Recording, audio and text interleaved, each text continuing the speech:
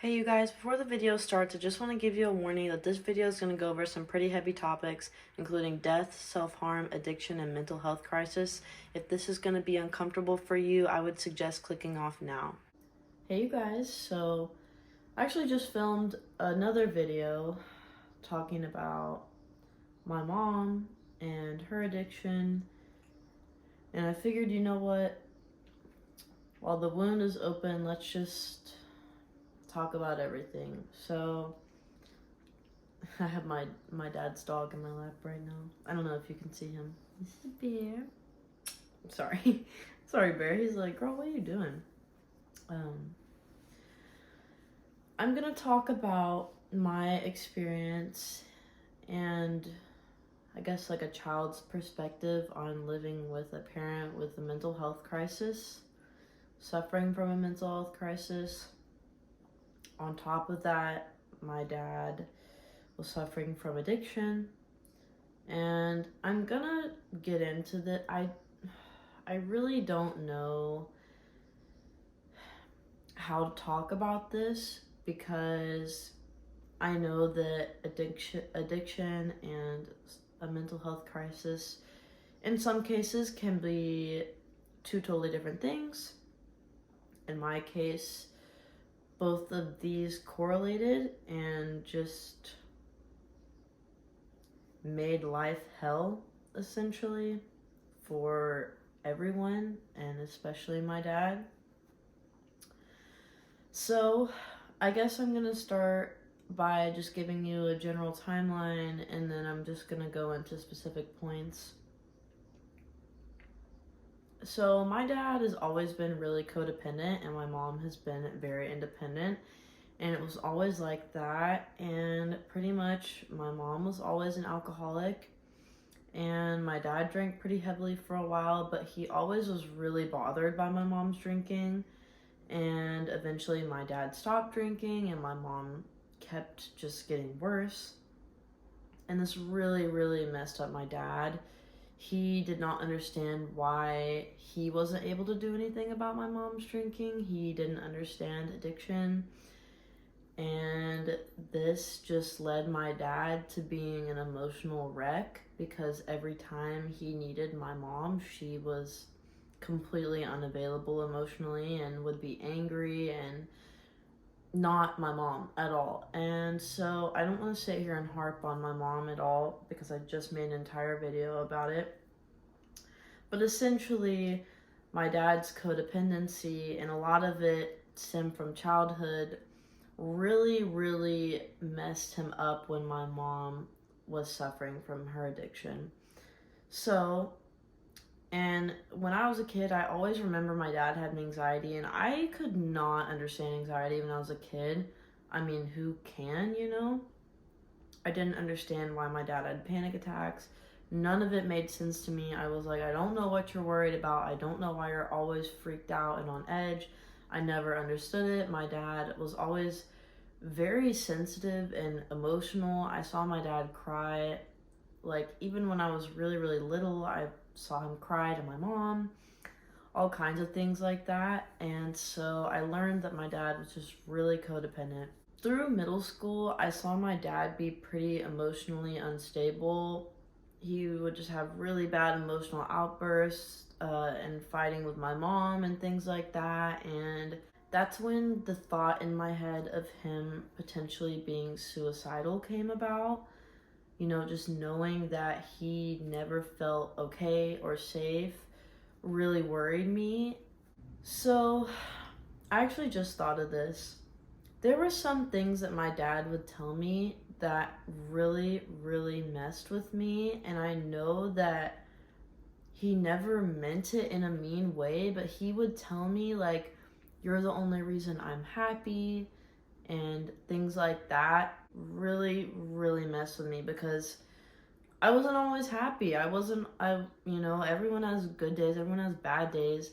I felt like I could never show my dad my emotion because I was afraid that it would affect his happiness, and to be honest, potentially it could have. Like, I saw it with my mom, and so I realized, I felt like my dad depended on me. he was codependent on my mom, and my mom was just not available. And so I was daddy's little girl. I had always been a daddy's girl. And so the more my dad suffered, he was just like, basically telling me that I was the only reason he was alive. And that messed with me so much. I felt like I had to be strong all the time. I could never be mad at him. I always had to be nice to him. And I love my dad. Like, I love my dad so much. He had always been more of a best friend than a dad to me, and I always appreciate that. But when it got to the point of him emotionally depending on me, it just absolutely messed me up. So when I got into high school, my dad got into drugs. He started with opioids, and then he started getting them off the street. So he was taking fentanyl, and he got addicted to fentanyl. It wasn't like my dad took it and he was like out, he overdosed or anything. No, like my dad was actively using fentanyl constantly. And this did so much damage. Like, that's why I had to explain in the beginning that I understand that a mental health crisis and addiction can be two totally different things, but in this case, both of them were tied together. And so when he hit his addiction, like, it just absolutely ruined everything. Every chance that he had was just basically destroyed once he found fentanyl. I'm gonna really try and not talk about the addiction too much, but it has so much to do with this. And I believe, I know for 100% fact that it is the reason that it sent him to the edge. So my dad became extremely manic. His emotions were all over the place. He would, just cry and sob and tell us that we didn't love him and that he was worthless and that he was going to harm himself. And this happened all the time. All through high school, my dad threatened to harm himself, told us that we hated him. And there was no justification to this, like I loved my dad so much. I always supported him. If I hated him or I didn't like him or I didn't love him, I would have never supported him through his addiction and vouched for him. And I wouldn't have. I was always there for him, regardless of the things he said, regardless of the way he made me feel. I genuinely felt responsible for him. And so I did everything I could. I didn't sleep. I was afraid to shower. I was afraid to, I was afraid to not hear him. I was afraid to not see him.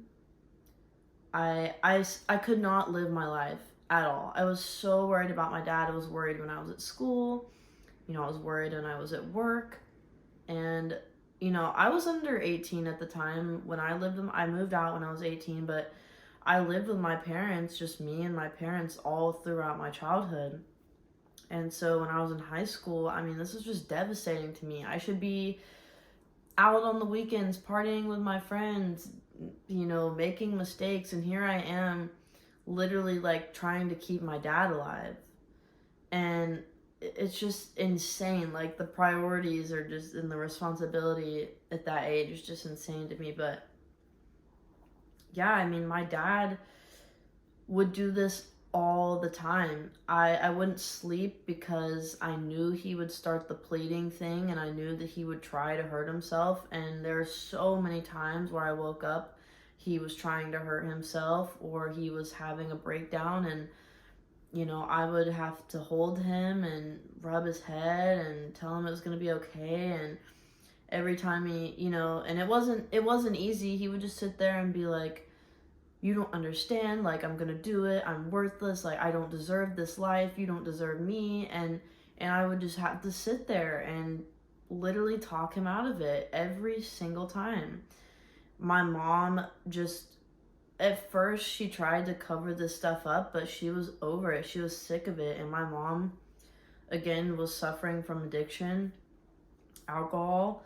And so she would just lock herself up in her room, which was upstairs, while me and my dad are downstairs, and just completely take herself out of the situation, which left me and my dad, and of course I could not just ignore my dad. And it got to the point where my dad would use the threats as a scare tactic, and I could never tell if he was serious. I mean, he would seriously say he was going to harm himself over the silliest little thing. Like, if we didn't want to drive him to the gas station because he's super high on fentanyl, like, of course I don't want to take you out in public. Are you kidding me? And he would be like, you don't love me, like, I'm going to do it. And just, it was absolutely insane. I always knew my dad was struggling with his mental health, but I did not know how to take him seriously sometimes. I could tell when he was a threat to himself. I had called the cops multiple times on him, but there's really not much that the cops can do unless they verbally hear the person say that. And of course, when I called the cops, my dad was just stone-faced, like could pull everything off, and the cops would leave, and then he would get so mad at me and of course threaten it again. And so it wasn't that I stopped believing him, but I was sick of him using it as a scare tactic for attention, because that's literally what he would do. And I hope people don't take that the wrong way, because it didn't start out like that. I know that my dad always had those thoughts, but it just got way out of hand when he started struggling with addiction. So eventually my mom passed away from her alcoholism, and I knew my dad was going to be an absolute wreck. I knew he wasn't going to make it out of this. I assumed that his addiction was going to take him out, and sadly he chose to end his life. I don't know how to put this, but I knew my dad wasn't going to live out his full life. I really did not expect him to take his life. And let me say this, my dad was extremely high on fentanyl when this happened. There was an absolutely absurd amount on the toxicology report. And I had multiple different toxicology reports before my dad had passed, and incidents where the police got involved. And this was the absolute most, just an absurd amount. So I know that this was not a conscious decision. I know that if my dad was sober, this would have never happened. So again, that's why I have to mention the addiction and the mental health crisis. It made the absolute worst for my dad. He could not get out of this.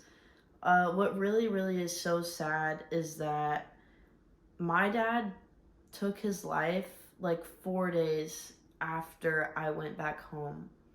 I moved out when I was 18. I'm in California. They were in Tennessee. And when my mom passed, I went straight to Tennessee, and I was there for 2 weeks. And literally, 3-4 days after I left, I can't get a hold of my dad anymore, and he's gone. And it really breaks my heart. I truly believe that, my dad stuck it out for me, but the second that I needed my space, he was gone.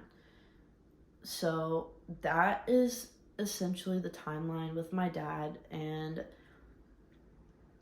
I'll save the addiction side of it for another time, but I just really wanted to talk about the mental health side. I have to just go over the fact again that the worst feeling was that I felt responsible for my dad's well-being. And I know that any child or anyone who knows someone that's suffering from a mental health crisis that is suicidal, you know how hard that is to deal with every day. You're like, what if it's today? What if it's tomorrow? What if it's right now? What if they're lying? Or, are these feelings actually true?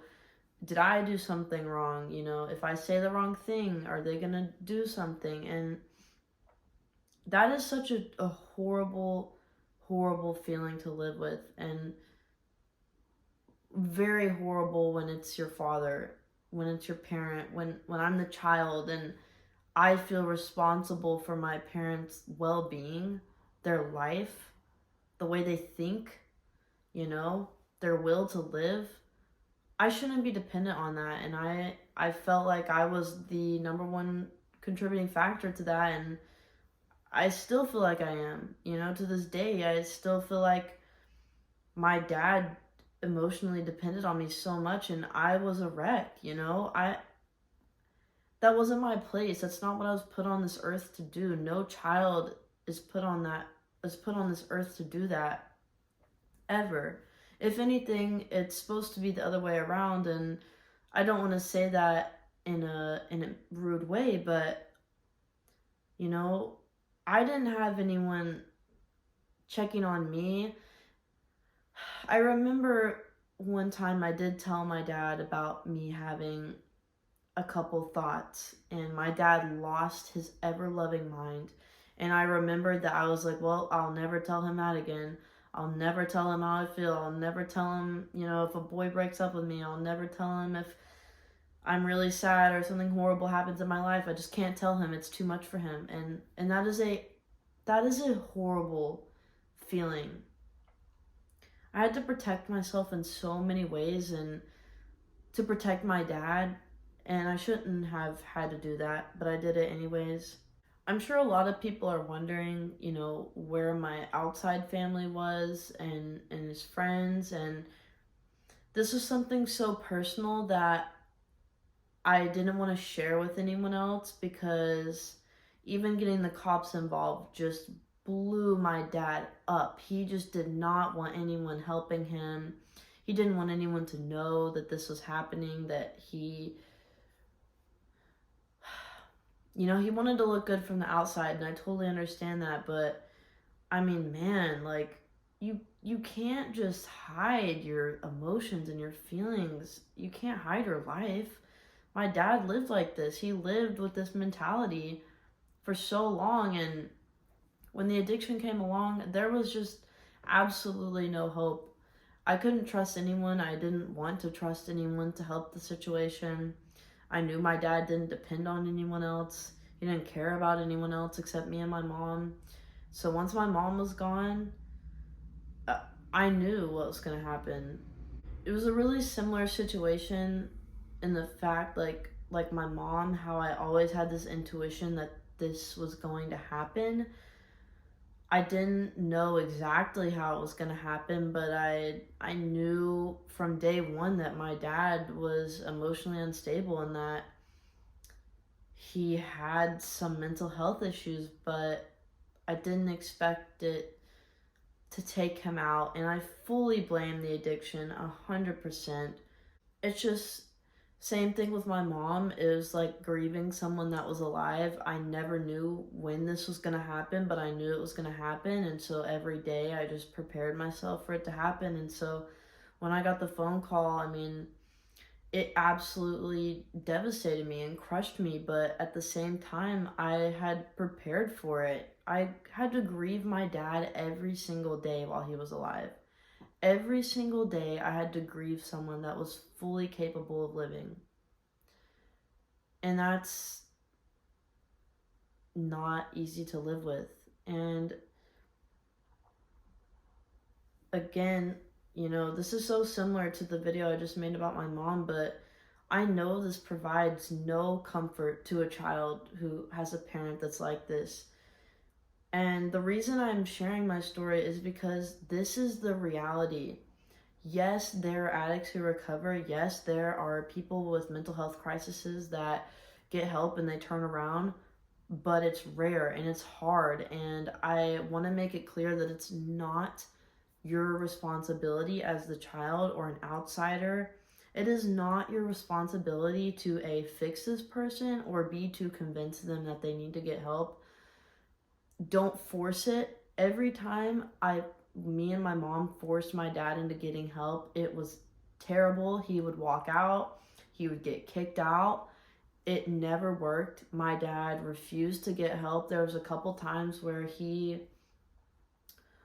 would do outpatient stuff and not take it seriously, and it didn't work. And so it's no one's fault, it's no one's responsibility. I'm fully aware of that, and that's why I want to share this, because I know people who have lost their parents to mental health crisis taking their lives, and I'm sure they feel guilt. And I'm not angry at my dad, and that's one of the biggest things. I don't think suicide is selfish. I know my dad was suffering. I know my dad truly was disgusted with himself and his life, and it didn't matter how good of a person I thought he was. I love my dad. He was perfect to me. I never took it personally, but he hated it. He hated his life. He hated the way he thought about things. He hated not having my mom, and so he did what he did. And I don't, I'm not mad at him. I'll never be mad at him. I am sad because he fully has the capability to be with me right now, but that didn't happen. And so, again, I know this provides no comfort to any child who is scared that their parent is going to do this. But I want you to know that this is not your fault, and if it happens, prepare yourself. I think you should always be prepared, even if they do recover. Everyone passes away. It doesn't matter when or how. You need to be at least somewhat prepared. But I really felt like I needed to share this, and I mean no disrespect to my dad. Again, I said it a million times. I love my dad so much. I never took it personally what he did, but I wish he was here. And there's so many people out there who have the chance to better their lives and make things better and get help. Help is available. Please do it. If you have children, I seriously hope this video does something for you, because your children depend on you. If you don't even have children, like, there's so many people that love you and depend on you, and to cheat yourself out on life is just so sad. The fact that my dad, could have had so many years left to live, why did he decide today I'm done? It makes me so sad. Life didn't choose this for him. He chose this. And I know that if he was sober, this would have never happened. And yeah, I think that's everything I have to say. I don't want to keep rambling. I don't want to make this any harder of a video than it is, but please go get help. If you are suffering from a mental health crisis, please go get help. People depend on you, and at the end of the day, you need to depend on you. You're the only you on this earth, and we need you. So, I love you. Please take care of yourself, and have a good day.